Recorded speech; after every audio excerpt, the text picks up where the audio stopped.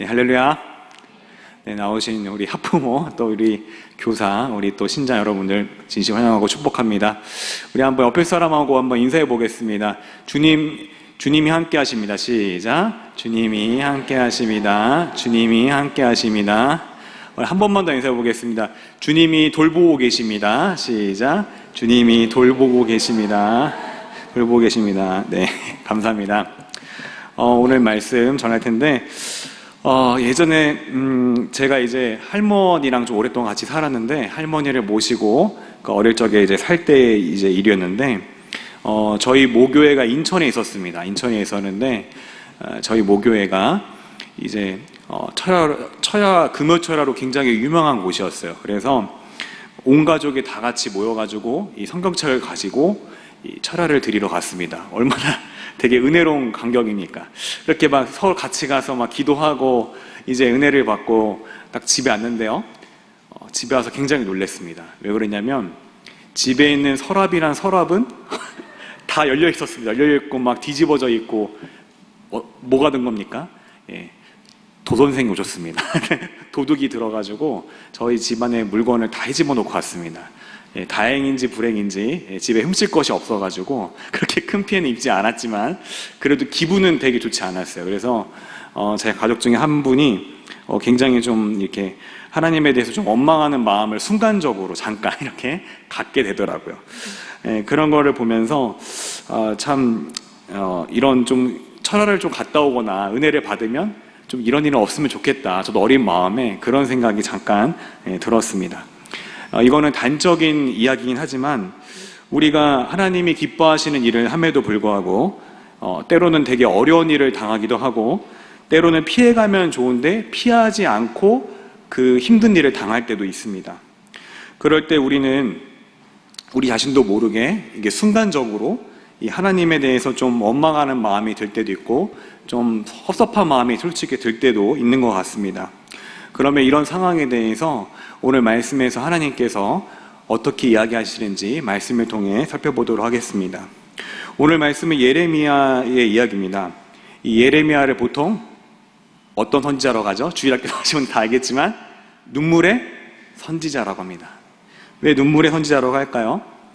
이 예레미야를 잘 이해하려면 이스라엘 역사를 전반적으로 좀 알고 있어야 됩니다. 여러분 잘 알겠지만 솔로몬 사후에 남과 북으로 이제 이스라엘이 나뉘어지게 되었습니다. 그래서 북쪽은 무슨 이스라엘? 북이스라엘, 남쪽은 남유다로 이렇게 나눠지게 된 것입니다. 근데 나중에 이제 북이스라엘이 먼저 아수르에 의해서 멸망을 당하고 남유다는 어느 정도까지 쭉 이 나라를 유지해 왔습니다. 우리가 여러분 그 조선 시대 전기와 후기 때 각각 훌륭한 왕이, 대표적인 왕이 두 왕이 있습니다. 전기 때는 누구가 떠오르시나요? 조선 전기 때 세종, 대왕이 떠오르겠죠. 그럼 조선 후기 때는 어떤 왕이 있을까요? 우리나라의 유명한 왕? 이 정조가 있습니다. 사도세자의 아들인 이 정조가 있는데 저는 그 정도까지 훌륭한지 몰랐는데 역사학자들이 이 정조가 좀 더 오랫동안 살았더라면 좋았을까 하는 그런 안타까워하는 모습을 보면서 정조가 굉장히 훌륭한 우리나라의 왕이었구나 그런 것을 이제 깨닫게 되었습니다. 근데 마찬가지로 이 남유다 왕국이 이제 후기에 접어들면서 요시야 왕이 정말 이 하나님 보시기에 정말 참된 일을 많이 했고 이 수많은 산당과 아세라 목상들과 우상들을 다 타파했습니다. 근데 산당을 제거한 왕은요, 딱 이스라엘 역사가 두 왕밖에 없습니다. 히스기야와 요시야밖에 없습니다. 그 정도로 굉장히 훌륭한 왕이었습니다. 근데 이 남유다에서 요시야 왕이 죽게 되자 그 다음부터 어떻게 돼요? 이 남유다가 점점 멸망을 향해 달려가기 시작합니다. 이 멸망에 가는 이유는 여러 가지 정치적, 경제적인, 수많은 외교적인 상황들이 있겠지만 사실 근본적인 이유는 바로 여호와 보시기에 악하기 때문에 그렇습니다. 그들이 수없이 많은 죄를 지어서 그렇습니다. 그들이 먼저 하나님을 떠나고 또 우상을 섬기고 또 성전 안에서도 하나님만 섬기는 게 아니라 다른 우상을 갖다 놓고 이렇게 성전을 더럽히는 일들을 했기 때문에 그들이 멸망을 당하게 된 것입니다. 이런 상황 속에서 하나님은 예레미야를 선지자로 구별하여 부르셨습니다. 그를 세웠고 이제 그에게 사명을 주셨습니다. 어떤 사명이냐? 이 사명하면 굉장히 좋은 이미지가 떠오르는데 이 예레미야에게 주신 사명은 바로 자신의 동족, 이 유다 민족에게 이 나라가 멸망할 것이니까 너희가 적국 바벨론에 항복하라는 그런 메시지를 전해야만 했습니다. 여러분, 만약에 우리나라에 이제 일제강점기라는 치욕적인 그런 역사가 있는데, 만약에 일제강점기 이전에 어떤 사람이 일본에게 항복하라, 일본에게 나라를 팔아야 된다 이렇게 말하면 여러분 어떤 생각이 들겠습니까? 굉장히 분노가 들고 매국노라 그러고 나쁜 사람이라 그러고 욕을 하고 뭐 그 정도면 다행이겠지만 뭐 몰래 때릴 수도 있겠죠. 근데 이제 원인은 다르겠지만, 우리나라는 좀 다른 원인이겠지만, 이 예레미야도 마찬가지로 자신의 동족에게 뭐라고 합니까? 이 적국 바벨론을 향해서 너희가 항복하라고 이렇게 말을 하니까 거기 있던 사람들이 좋아하겠습니까? 싫어하겠습니까? 거기 있던 같은 동족인 사람들이 다 미워하고 다 싫어하게 되는 겁니다.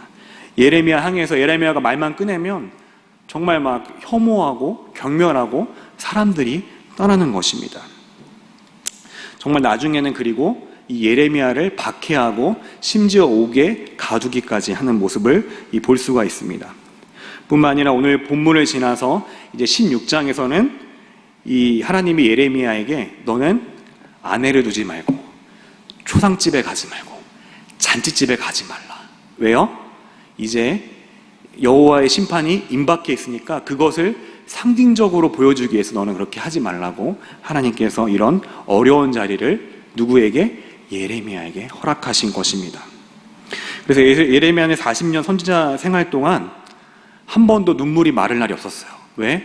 자신의 동족에게 싫은 말은 해야겠지. 동족은 돌아와야 안 돌아요? 돌아오지 않지. 그러니까 계속 눈물을 흘리고 아파하고 힘들어한 것이 바로 예레미야입니다. 그래서 예레미야를 어떤 선지자? 눈물의 선지자라고 말을 하는 것입니다. 그런 예레미야가 어느 날 하나님께 항변합니다.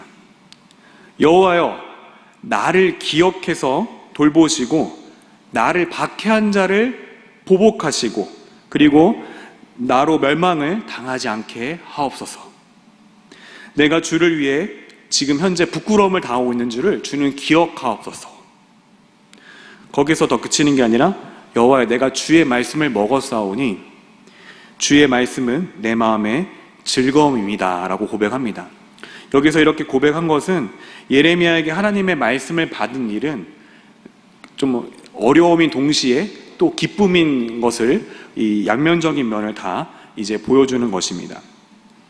그러면서 예레미야는 이제 본격적으로 이제 칭찬하고 그다음에 또 안 좋은 얘기 할 때가 있잖아요. 그 예레미야는 이제 본격적으로 자신의 그런 이제 하나님 앞에서의 그 불만, 원망을 토로하기 시작합니다. 여호와여, 내가 기뻐하는 자의 모임 가운데 앉지도 못하고 그리고 즐거워하지도 않고 홀로 있습니다. 왜냐하면 주의 분노로 나를 채웠기 때문에 그렇습니다.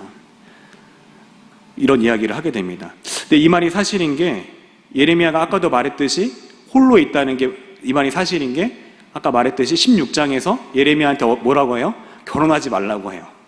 또 실제로 그 예레미야는 이스라엘 사람들이 범죄할 때 이 범죄에 동참하지 않았고 또 그가 전하는 메시지로 말미암아 사람들에게 환영받지 못하는 그런 왕따 같은 그 선지자 활동을 했던 그런 괴로운 부분들이 예레미야 자신에게 있었던 것입니다. 예레미야는 계속 자신의 그런 아픔을 하소연합니다. 여호와여, 어찌해서 제 고통이 이렇게 계속됩니까? 나의 상처가 심하여 낫지 않는 것입니까? 여기서 고통이 지속된다는 것도 당연히 사실입니다. 계속 예레미야는 박해를 받고 이 뺨을 맞기도 하고 옥에 갇히기도 하고 굉장히 어려움을 겪습니다. 또 여기서의 말한 상처는 예레미야 본인이 아니라 유다의 상처입니다. 그 다음에 예레미야는 하나님께 뭐라고 하냐면 주는 물이 말라 내게 속이는 시내와 같다고 이제 고백을 합니다. 여러분, 예레미야가 여호와를 이 물이 말라 속이는 시내 같다고 얘기를 한 것은 이 당시에 사막의 이제 와디를 비유적으로 표현하고 있는데, 이 와디는 이 평소에 그냥 일반적인 땅이었다가 갑자기 비가 내리면 그 땅이 어떻게 변합니까? 그 땅이 시냇가가 되는 겁니다. 근데 잠깐 동안 이제 시냇가가 되고 비가 그치면 어떻게 돼요? 금방 그 물이 다 빠져서 말라버립니다. 근데 예레미야가 이렇게 여호와를 속이는 시내로 표현한 것은 그 비가 내리지 않는 여름 동안 말라버리는, 믿을 수 없는 그런 시내와 같이 여호와를 내가 믿을 수 없다고 이야기하는 것입니다. 굉장히 불경스러운 이야기죠, 사실. 근데 이에 대해서 하나님은 예레미야를 책망하시면서 답변해 주십니다. 예레미야, 내가 만일 회개를 하고 나에게 돌아오면 내가 너를 다시 내 앞에 세울 것이다. 그리고 너가 만일 헛된 것을 버리고 귀한 것을 말하면, 여기서의 그 귀한 것이란 것은요, 그 은찌꺼기 속에서 순수한 금속을 걸러내는 데서 그 빌려온 표현입니다. 너가 만약에 이렇게 귀한 것을 말한다면 너의 입을 통해서 나의 메시지를 전할 것이다, 이렇게 말씀을 하십니다. 그러면서 여호와는 이 죄인들에게 너가 전하는 메시지를 통해 죄인들이 바뀌고 너에게 돌아와야지, 너가 그들처럼 죄에 거하거나 그들처럼 타협해서 안 된다고 이 예레미야에게 이야기를 해주시고 계신 것입니다. 예레미야가 비록 어떻게 해요? 비록 하나님을 원망하고 하나님에 대해서 안 좋게 이야기했어도 하나님은 다시 내게 돌아오고 또 귀한 것을 말하면 하나님의 대변자로 세우겠다는 은혜의 약속을 다시 한번 이야기해 주시는 것입니다. 그리고 또 거기서만 그치는 게 아니라 예레미야한테 어떤 약속을 다시 한번 해주십니까? 하나님은 예레미야, 너를 녹성벽이 되게 하겠다고 약속을 해주십니다. 여기서 녹성벽이란 것은요, 그 아수르에서 이제 그 발견된 여러 성문들이 있는데 그 성문의 특징은 이 견고한 성벽에 어울리는 이 장식적인 그런 특징이 있습니다. 그런데 그것이 바로 무슨 성벽이에요? 노성벽의 그런 성문들입니다. 그리고 이집트의 투투모스 3세는 자신을 이집트를 위한 철과 노성벽으로 묘사를 했습니다. 이 표현은 뭐냐면 바로 자신이 난공불락의 성체와 같다는 그런 뜻입니다. 그러므로 노성벽에 대한 뜻은요, 어떤 대적의 침입도 막을 수 있는 견고하고 난공불락의 그런 성을 말하는 것입니다. 그래서 하나님은 예레미야에게 너를 노성벽이 되겠다고 약속을 해주시는 것입니다. 예레미야는 남유다 말기의 선지자로서 그 하나님의 심판을 예고하는 그런 선지자의 직분을 감당했습니다. 근데 구약에는 많은 메시아들이 있는데 누가 있죠? 선지자, 왕, 제사장, 이 세 명을 바로 뭐라고 해요? 이 세 직분을 바로 메시아라고 했습니다. 메시아. 그래서 메시아의 뜻은 기름 부음 받은 자라는 뜻이 있는데, 이들은 이제 원형에 대한 모형과 그림자였습니다. 이들의 하는 행동을 통해서 누구를 미리 보여주는 거예요? 원형이신 예수님을 미리 예표하고 예수님이 하실 일들을 미리 보여주는 것입니다. 오늘날 성령에 거하시는 그 성령의 전인 우리 성도들도 제사장, 선지자, 왕의 역할을 감당을 해야 됩니다. 과거의 구약의 이 선지자만이 아니라 오늘날 우리도 선지자의 기능을 감당해야 하는 것입니다. 그럼 어떻게 감당합니까? 내가 배운 말씀, 내가 들은 복음, 내가 은혜 받은 그 복음, 그것을 나의 자녀에게 또는 나의 학생에게 그것을 전해야 되는 것입니다. 우리에게 그런 사명이 있는 것입니다. 이 복음은 예수님을 전하는 것인데, 이 복음을 전하는 행위는 심판과 구원이 동시에 나타납니다. 왜 그렇습니까? 예수님의 복음을 듣고 믿고 영접하는 사람은 뭘 받습니까? 구원을 받게 되고, 예수님의 말씀을 듣고 믿지 않는 사람은 영원한 형벌을 받기 때문에 이 구원과 심판이 동시에 나타나게 되는 것입니다. 우리도 교육자로서, 이 교사로서, 또 부모로서 우리 자녀에게 복음을 전하고 가르치고 이야기하는데, 그것이 여간 쉬운 게 쉽지 않은 게 아닙니다. 이 간식 먹고 레크레이션 하는 시간을 애들이 되게 좋아하지만 그것에 비해서 상대적으로 공과 시간을 좋아합니까? 공과 시간을 상대적으로 이제 약간 덜 좋아하는 편입니다. 이 공과 시간은 짧을수록 좋고 때로는 없으면 좋고 애들한테, 그리고 가끔은 아이들 중에서 열심히 진행하는데 선생님 열심히 진행하는데 아이들이 선생님 언제 끝나요? 이러면은 맥이 갑자기 쫙 빠지면서 내가 지금 뭐 하고 있나 갑자기 이런 생각이 들 때도 있습니다. 그리고 때로는 아무리 예수님을 전하고 말씀을 굉장히 열심히 가르치지만 다시 되물으면은 항상 새로워요. 몰라요. 그리고 저도 이제 전주에 설교한 거를 그 다음 주에 한 번 더 리뷰해 주는데 누구였지 하면 다 이러고 표정이 나는 누구인가 이런 표정을 짓고 있어요. 그러면 속으로 한번 쉬고 다시 한번 설명을 다시 한번 해주면 맞다 막 그랬지 이렇게 얘기하는 모습을 보면서 그래도 가끔은 실망되지만 또 즐거울 때도 있지만 이렇게 되물으면 잘 모르고 또 이렇게 변화도 잘 안 되는 것 같고 그런 모습을 볼 때 우리가 실망이 될 때가 사실 많습니다. 그리고 열심과 헌신으로 섬기고 지금은 이제 코로나 밖으로 우리가 여러분 성경학교 때 코로나에서 밖으로 못 나가지만 2019년도만 하더라도 꿈과 같죠? 그때만 하더라도 몇몇 부서들은 이제 외부로 밖으로 이제 성경학교나 수련회를 나갔습니다. 근데 중요한 거는 평일을 껴서 나가야 되기 때문에 교사들이 어떻습니까? 자신의 휴가를 내 가지고 이 평일날 껴서 가게 됩니다.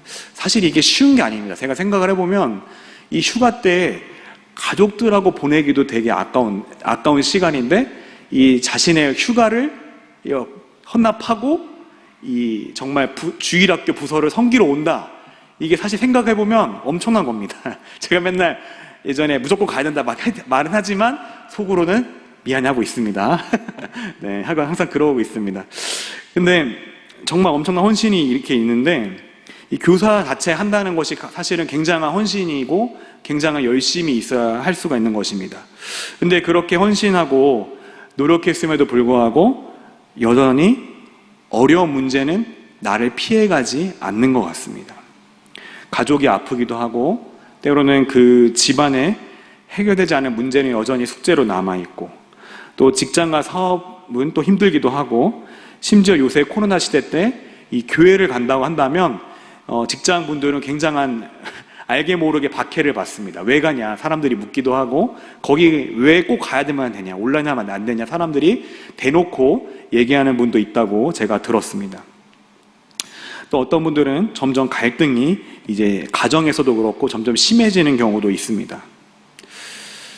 그럴 때 때로는 우리도 사람이기 때문에 내가 좀 이 정도로 좀 하나님을 위해 이 영혼을 위해서 좀 헌신했으면 하나님이 좀 풀리기도 해주시고 좀 문제가 이렇게 날라오면 이렇게 확 피하기도 하시고 하면 되게 좋을 것 같은데 그런 이제 도와주시지 않은 그런 마음 한켠에 우리 안에 알게 모르게 원망과 그 서운한 마음들이 있을지 모르겠습니다.